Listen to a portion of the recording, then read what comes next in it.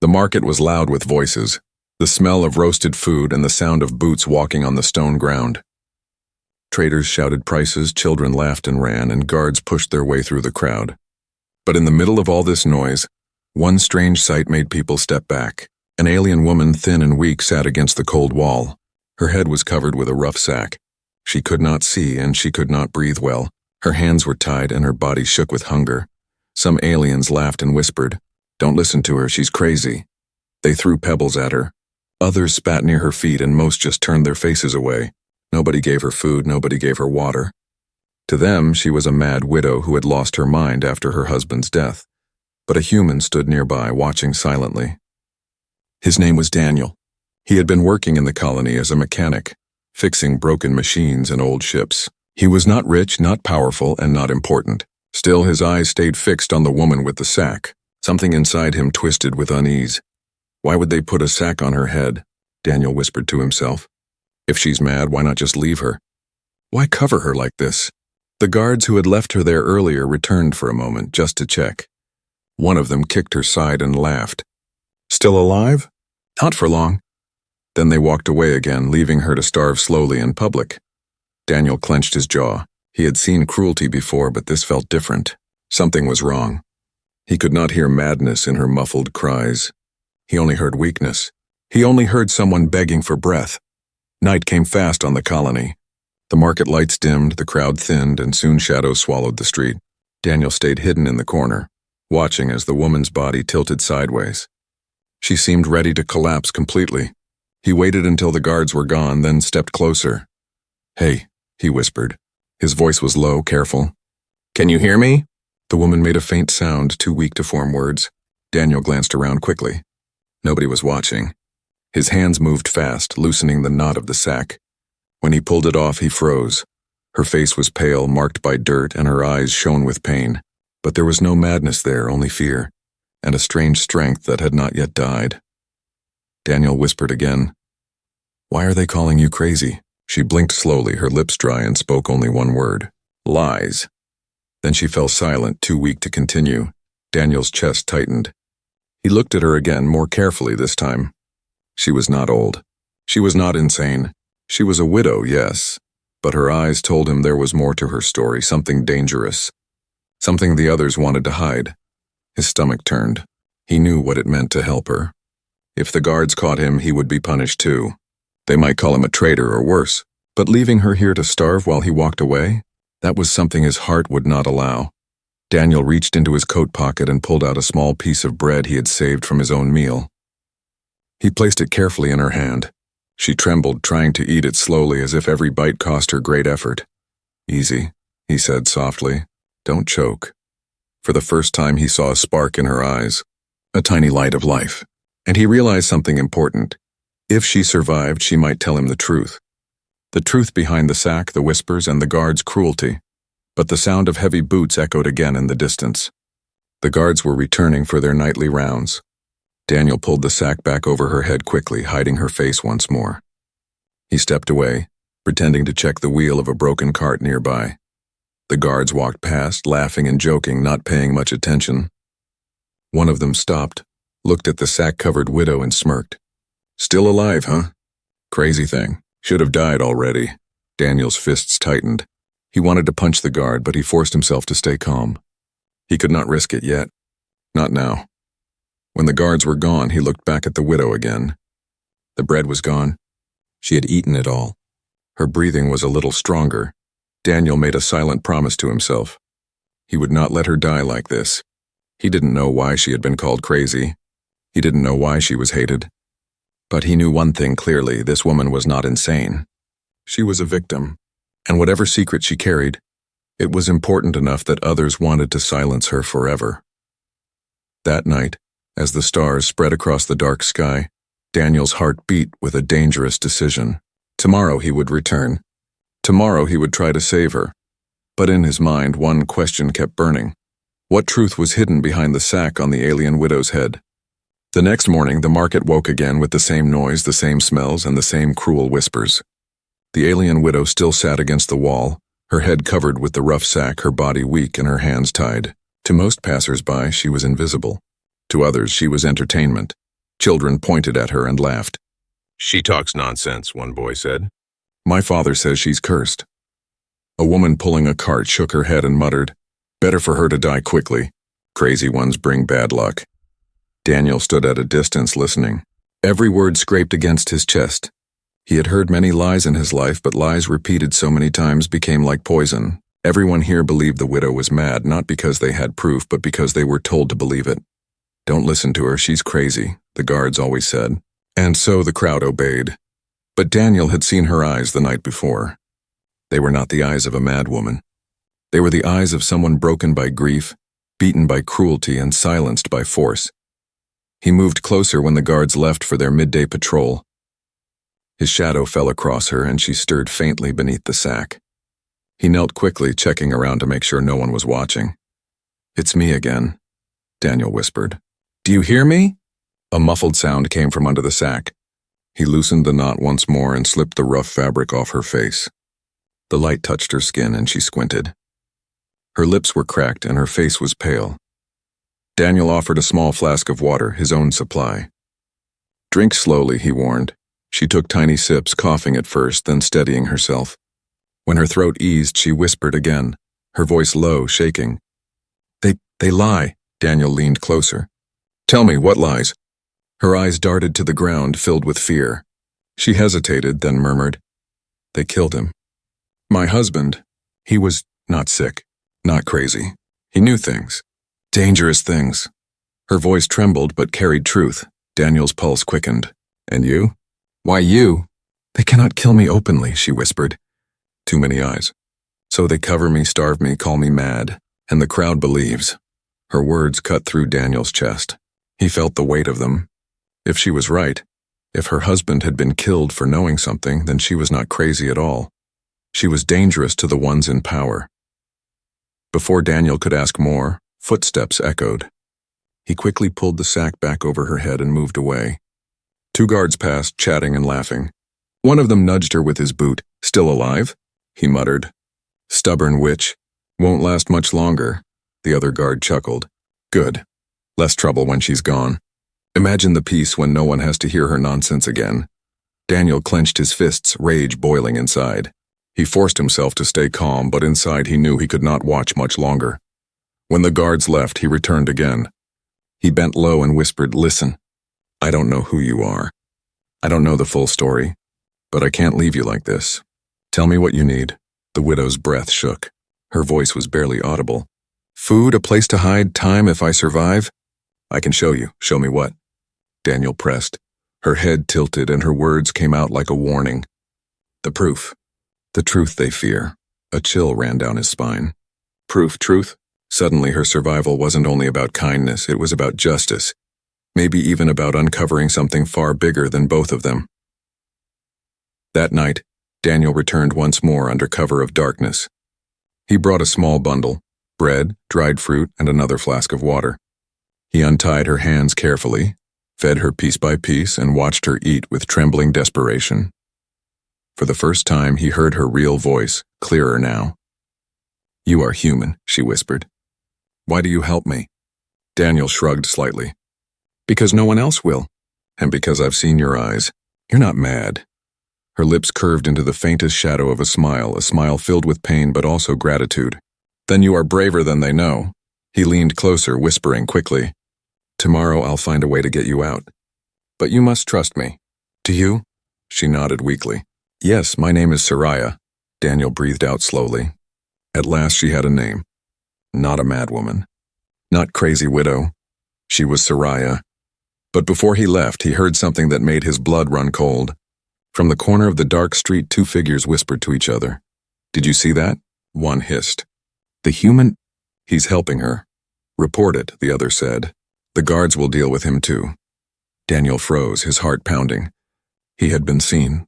His kindness was no longer secret. As he slipped into the shadows, his mind raced. He had promised Soraya he would return. But now he knew, saving her would not just mean fighting hunger or lies. It would mean standing against the colony's power itself. And somewhere deep inside, he realized the real war had only begun. The colony streets were never quiet, not even at night. There were always patrols, always whispers, always eyes in the shadows. Daniel knew this better than anyone. For years he had fixed broken engines, patched rusty ships, and survived by keeping his head down. But now his life had changed in a single moment. He had given bread and water to Soraya, the widow the world called crazy. And worse, someone had seen him. That night, Daniel could not sleep. Every time he closed his eyes, he saw Soraya's face, pale, thin, and desperate. Her voice echoed in his mind. They lie. They killed him. If I survive, I can show you the truth. He sat on the edge of his bunk, hands pressed together, breathing hard. He knew what the whispers meant. If the guards learned he was helping her, they would call him a traitor. Humans were already viewed with suspicion in this colony. One wrong step and he would be chained beside her, maybe worse. But Daniel also knew he could not walk away. When the first light of dawn touched the colony walls, he prepared. He packed a small bag, bread, water, tools, and a worn cloak. Tools were his cover. He was a mechanic. No one would question him carrying tools. But inside, hidden beneath cloth, he carried a tiny plasma cutter. If Soraya's ropes or chains needed cutting, he would be ready. The market was already alive when Daniel reached it. Soraya was still there, slumped against the wall, the sack back on her head. People walked past her as if she were nothing but trash. A guard leaned lazily against a post, yawning. Another kicked at the dirt, bored. Daniel forced himself to look away, pretending to inspect a broken cart. He tightened a wheel, hammered a loose nail, all while his eyes kept sliding back to Soraya. He had to wait for the right moment. Hours passed. The sun climbed higher. The guards grew restless and finally left to join another patrol. The crowd thinned. Merchants closed their stalls for midday rest. The market grew quiet. Daniel's chest tightened. This was his chance. He walked slowly toward Soraya, keeping his steps calm, casual. He crouched beside her, his back shielding her from view. His hands moved quickly, loosening the knot of the sack once more. Her face appeared weak but alive. "It's time," Daniel whispered. "Can you stand?" Soraya blinked at him, her lips trembling. I will try." Daniel pulled out a small piece of bread and pressed it into her hand. "Eat this, then lean on me."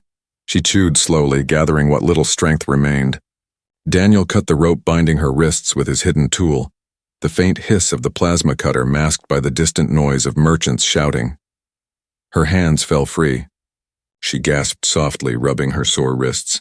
Tears welled in her eyes, but she did not cry aloud.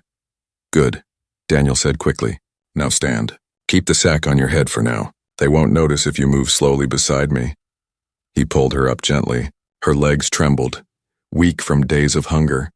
But she leaned against him, and step by step they began to move. Daniel wrapped his cloak around her shoulders, hiding the ropes he could not cut in the open. To anyone watching, it looked like he was helping a broken machine part or a heavy bundle, not a starving widow. They walked slowly, turning down an alley. Daniel's heart pounded with every step. He expected a shout at any moment, a guard's hand on his shoulder, but no one stopped them. At the end of the alley, Daniel led Soraya into a narrow door that opened into his workshop. The air smelled of oil, metal, and rust. It was a small, cluttered space, but it was hidden, safe, for now. Daniel closed the door and locked it. He pulled the sack from Soraya's head and guided her to a stool. She sank into it, her body shaking. "You're safe here," Daniel said, his voice low but firm. "At least for now." Soraya looked around the workshop with tired eyes. Why? Why risk yourself for me?" Daniel paused, then shrugged. "Because someone has to. Because I can't stand their lies. And because I think you carry something important." Her eyes glistened. "Yes, my husband was no traitor, no madman. He discovered something the council wanted hidden.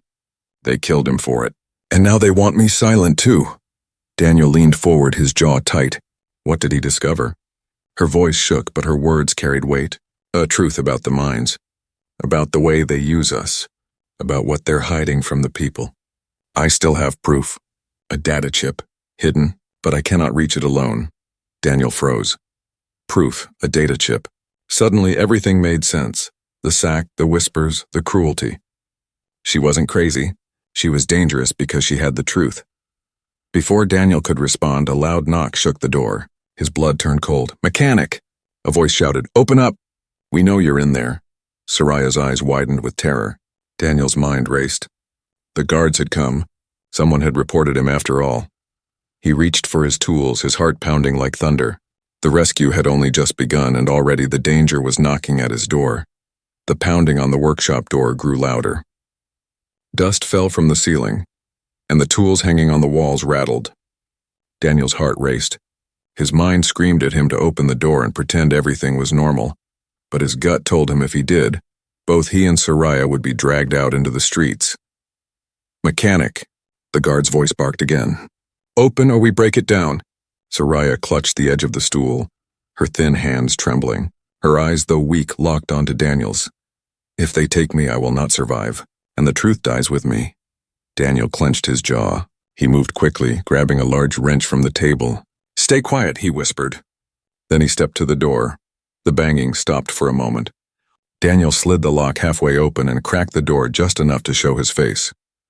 "What is it?" he asked, forcing his voice to stay steady. Two guards stood outside, their armor scratched, their eyes sharp. One narrowed his gaze at Daniel. "We've had reports. Someone saw you near the widow yesterday, feeding her." Daniel laughed lightly, though his palms sweated. "Feeding her? She's crazy. Why would I waste my bread on that?" The guards studied him, their eyes cold. One leaned forward, sniffing the air. "Strange. Smells like more than oil in here. Step aside." Daniel's grip tightened on the wrench. His mind screamed for a plan. But before he could speak, a loud crash echoed from the far end of the street. A cart had overturned, spilling crates of glowing fuel pods. The guards cursed, distracted. "Another mess," one muttered. "We'll be back, mechanic." They turned and hurried toward the noise, leaving Daniel frozen in the doorway. His chest heaved with relief, but his mind knew the truth. They would return. He shut the door and bolted it again. His knees felt weak, but Soraya's whisper steadied him. "You see now? They watch me. They watch anyone near me. You are in danger because you chose to help." Daniel set the wrench down, his eyes fierce. "Then I need to know everything. No more half-truths. What did your husband discover? Why are they so afraid of you?" Soraya's shoulders sagged. For a moment, silence filled the workshop, broken only by the faint hum of broken machines. Then she spoke, her voice low but steady. "My husband worked in the deep mines," she began. "He was no ordinary worker. He was a scientist, sent to study the fuel crystals that power this colony. He discovered something the council never wanted anyone to know." Daniel leaned closer, his hands gripping the table. "What was it?" Soraya's eyes glistened. "The crystals, they are alive. Not in the way we are, but they feel, they grow. And when the council harvests them, when they break them, it causes pain. My husband found proof, measurements, recordings. He believed the crystals are part of something greater, something ancient. A living network buried beneath this planet." Daniel's breath caught. Alive? The fuel everyone depended on, the same fuel that powered ships, heated homes, and lit the colony, was alive.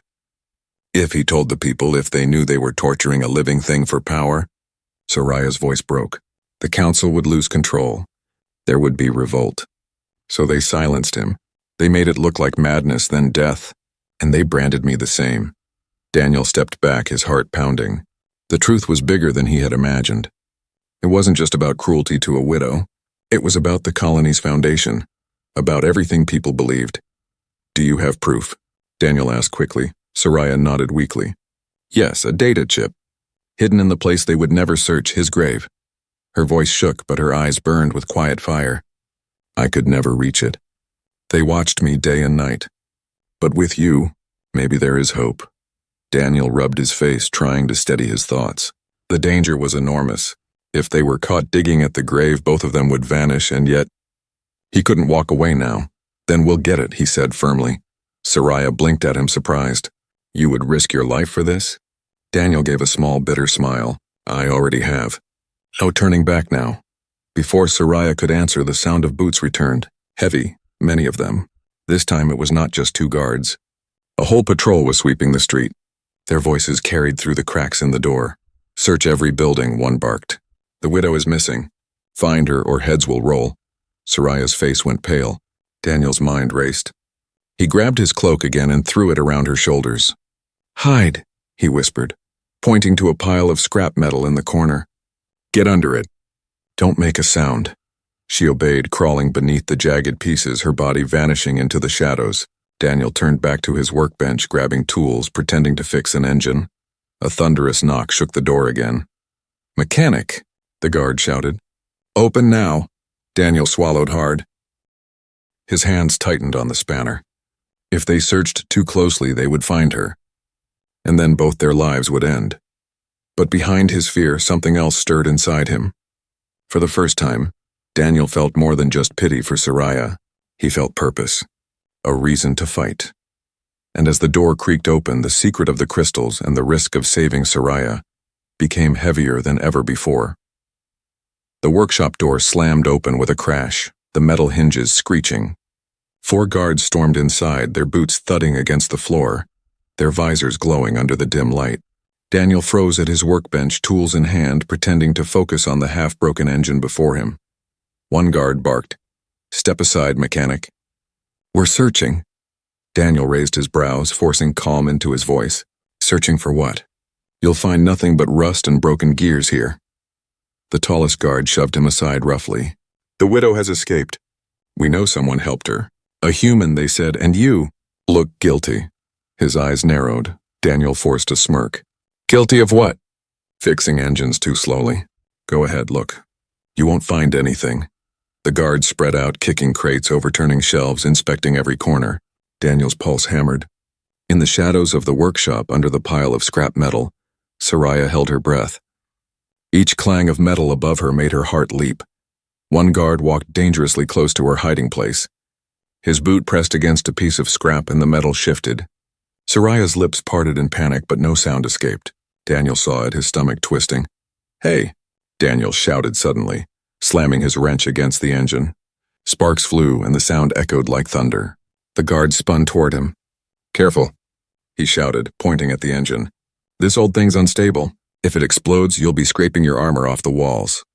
The guards cursed and backed away, muttering. None of them wanted to risk standing too close to a potential blast. The tall one snarled, "You're lucky, mechanic. But if we find out you've hidden her, you'll be next to wear the sack." Daniel crossed his arms, his face hard. "Check as much as you like. Just don't cry when you end up covered in oil." The leader spat on the floor, signaling the others. "Move out. We'll check the next block." Their boots thundered out of the workshop. The door slammed shut again, leaving silence behind. Daniel let out a shaky breath and hurried to the pile of scrap. He pulled the metal aside and Soraya crawled out, her face pale, her body trembling. "They will return," she whispered. "They won't stop until I'm found." Daniel nodded grimly. "Then we can't stay here. It's only a matter of time before they tear this place apart." He packed quickly. Tools, food, water, the plasma cutter. He wrapped Soraya in the cloak again, pulling the hood low over her face. "Stay close. We'll leave through the old tunnels." Soraya's eyes widened. "The tunnels? They are dangerous." "Not as dangerous as staying here," Daniel muttered. They slipped out the back door of the workshop into a narrow alley. The colony was alive with search patrols now. Distant shouts carried on the wind. "Find the widow! Search every corner!" Lantern lights swept across the streets like hunting eyes. Daniel guided Soraya through the shadows, moving quickly but carefully. They ducked behind carts, slid between walls, and waited for patrols to pass. Every moment stretched like hours. Finally, they reached a hidden grate behind the old foundry. Daniel pried it open with his spanner, the metal groaning loudly. They climbed down into the darkness below.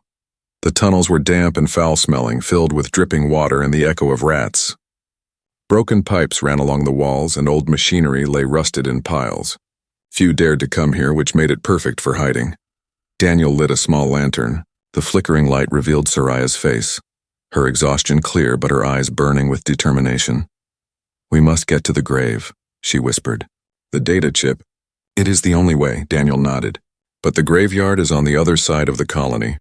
We'll need to move when the streets are quieter." As they walked deeper into the tunnel, Soraya's voice grew steadier. "You understand now why they fear me. It's not because I am mad. It's because I know the truth.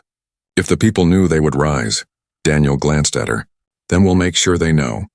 But first we have to survive." They pressed on, the tunnels stretching endlessly, but above them the colony stirred with chaos. In the guard barracks, the commander slammed his fist on the table. "A human mechanic.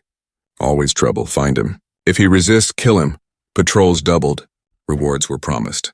Posters began appearing on walls. Wanted, human traitor. Aided the widow. Daniel didn't see them yet. He only felt the weight of the hunt pressing closer with every step. At last, they found an old maintenance room. Daniel set down his bag and looked at Soraya. "Rest here for a while. I'll keep watch." Soraya sat against the wall, closing her eyes, whispering softly, "Thank you for giving me a chance to live one more day." Daniel looked at her, then at the lantern's flame. "One more day is enough," he said. "Enough to change everything." But outside, the hunt grew louder. The guards were not far behind, and the next time they found him, Daniel knew there would be no escape without blood. The tunnels gave them shelter for a while, but not comfort. Every drop of water, every echo of boots from above made Daniel tense. Soraya leaned on him as they walked, her body still weak but her will sharper than ever. Hours passed before Daniel stopped at a rusted ladder. He pointed upward. "This should lead us near the southern quarter. Fewer guards patrol there, and I know someone." Soraya tilted her head. "Someone you trust?" Daniel hesitated. Trust was a dangerous word here, but he nodded anyway. "An old friend. Name's Corvin. He owes me favors. He's no saint, but he's not cruel either. If anyone will hide us, it's him." Soraya's voice was soft but steady. "Sometimes the ones we trust most are the ones who break us." Her warning lingered in Daniel's mind, but he pushed it aside. Right now, he had little choice. They climbed up, pushing the grate aside, and emerged into a quiet street lined with abandoned warehouses. The air smelled of rust and sea salt wind blowing from the distant docks. Daniel guided Soraya quickly through the alleys until they reached a small, crooked door. He knocked 3 times in a pattern. After a moment, the door creaked open. A broad man with a scar across his cheek peered out. His eyes widened. "Daniel?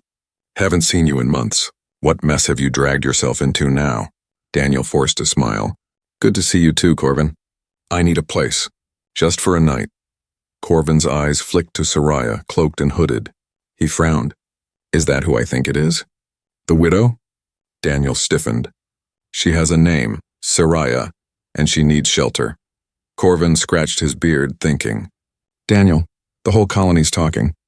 Posters with your face are already up. Guards are offering rewards. You bring her here and you bring danger too." Daniel's jaw tightened. "I wouldn't ask if I had another choice, please, just until the patrols calm down." Corvin sighed, then opened the door wider. "Fine, come in. But only because it's you." Inside, the air was warmer, filled with the smell of roasted grain.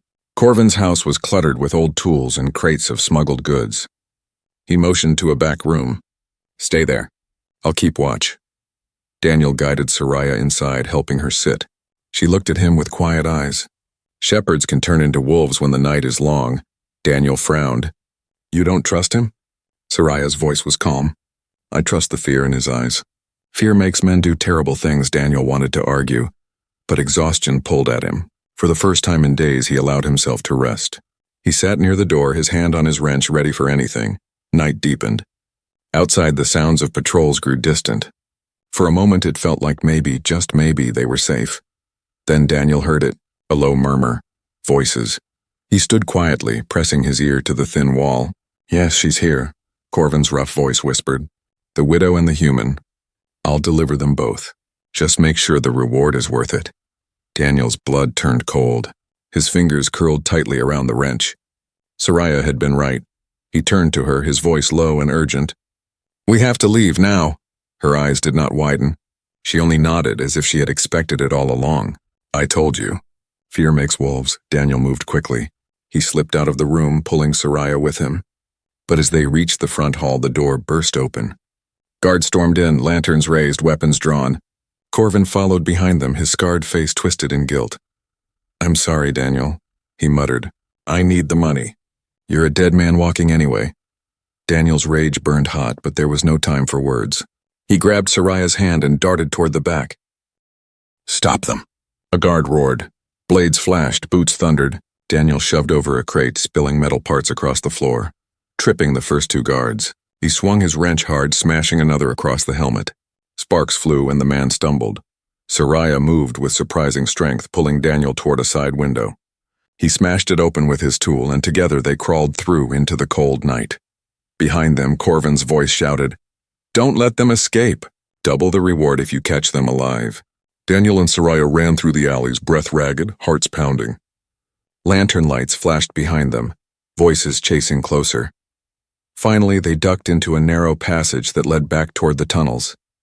Daniel leaned against the wall, chest heaving. Soraya touched his arm gently. You see now? The truth is heavy. Few can carry it without breaking. Daniel stared at her, anger and shame mixing inside him. He had trusted Corvin, and it had almost cost them everything. From now on, he said, his voice sharp, it's just us. No more friends. No more risks. Soraya nodded slowly. Then we must move faster. The grave. The proof. Before they close every path. Above them, horns sounded across the colony, calling more patrols to the hunt. Betrayed and hunted, Daniel realized there was no going back, only forward. Toward the grave. Toward the truth. The night was cold and restless. Alarms echoed across the colony. Horns blaring and guard patrols moved like hunting wolves through every street. Posters with Daniel's face fluttered in the wind nailed to walls. Human traitor. Aided the widow. Daniel and Soraya crept through the shadows, their breaths shallow, their bodies exhausted. Every muscle in Daniel's body screamed to stop, but he forced himself forward. He knew they had no time. If the guards caught them now, everything would end. At last, they reached the graveyard. It was quiet, far from the market, filled with crooked stone markers and dry weeds. The wind howled through the broken gates. Soraya froze at the edge, her eyes fixed on a single grave, a mound of earth marked by a rough stone. Her husband's grave. She moved slowly, her steps heavy with memory. Her voice trembled as she whispered, "Here. The proof is here." Daniel glanced around, keeping watch, then knelt by the grave. "Tell me where." Soraya pointed to the stone. Inside it, hollow. Daniel pulled out his spanner and struck the stone. A crack split across its surface. He hit it again, harder this time. The stone broke open, revealing a hidden compartment inside. Within it lay a small sealed data chip glowing faintly blue. Daniel picked it up, his hand shaking. "This is it?" Soraya nodded, her eyes filling with tears. "My husband's truth. His life's work. They killed him for this." But before they could move, voices rang out behind them. Lanterns flared. A dozen guards stormed through the gates, their commander at the front. His armor gleamed, his voice cold. "There they are," he shouted. "The crazy widow and her human pet. Kill the man.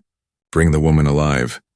Soraya stood tall despite her trembling frame. For the first time, she pulled back her hood, letting the guards see her face clearly. Her voice rose loud and strong. "I am Soraya, widow of Lior, the scientist you murdered. And I am not crazy. You silenced him because he found the truth. That the crystals you harvest are alive. That you torture them for your greed."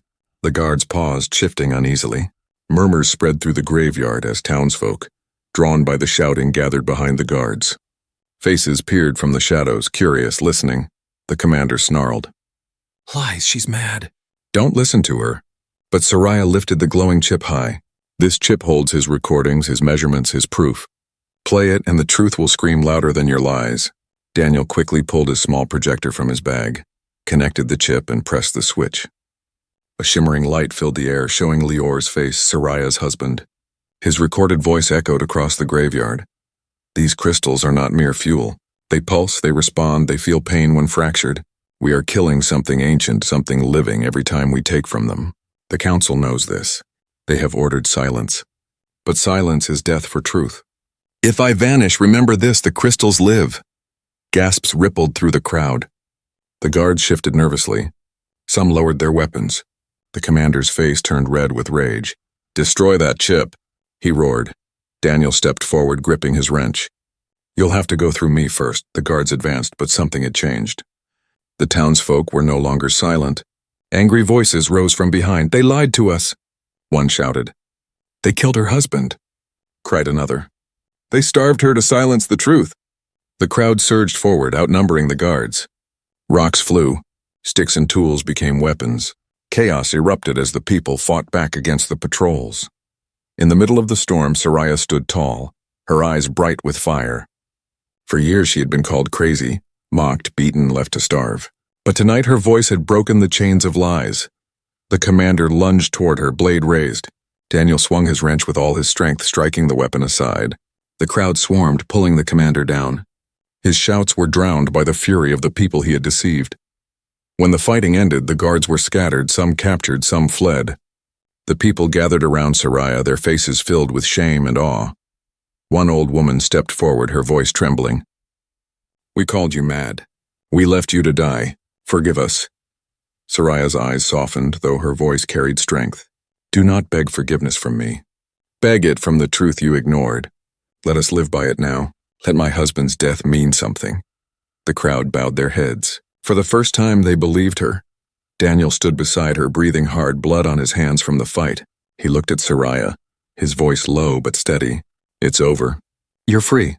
Soraya shook her head softly. "No, this is just the beginning. The truth must spread beyond this colony. The council will come for us again, but now we are not alone." Daniel looked at the people, their eyes burning with anger and awakening. He nodded slowly. "Then let's give them something to fear." As dawn broke over the colony, the sack was gone from Soraya's head forever. No longer the crazy widow, she had become the voice of truth. And standing beside her, a human mechanic had helped turn whispers into a storm that could no longer be silenced.